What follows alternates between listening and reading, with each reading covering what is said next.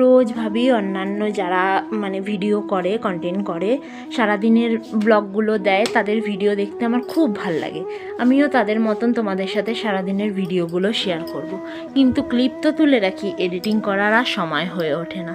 তো সেদিনকার green tea দিয়েই সকালটা শুরু করলাম। ছেলের টিফিনটা বসিয়ে গ্রিন টি নিয়ে নিচ্ছিলাম, মানে খেয়ে নিচ্ছিলাম। তো ছেলেকে করে দিয়েছিলাম রুটি তরকারি। ছেলে স্কুলের জন্য বেরিয়ে গেল। ওকে বেশিরভাগ দিনই আমি রুটি সবজিটাই প্রেফার করি, যেহেতু ও এখন যাচ্ছে, প্রায় 6:30 বাজে, আসতে আসতে প্রায় 3টে বাজিয়ে দেবে। তারপর সমস্ত বাসি কাজ সেরে চলে গেছিলাম রান্নাঘরে।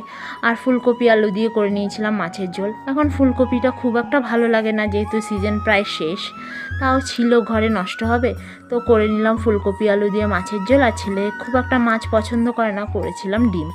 সমস্ত কাজ সেরে চলে গেছিলাম জামা কাপড় ধুতে। আর জামা কাপড় রোজকার তো আমার একদম জামা কাপড় থাকবেই। জামা কাপড়গুলো ভিজিয়ে বিছানাপত্রগুলো পরিষ্কার করে, ঘর দুয়ার সব পরিষ্কার করে নিয়েছিলাম।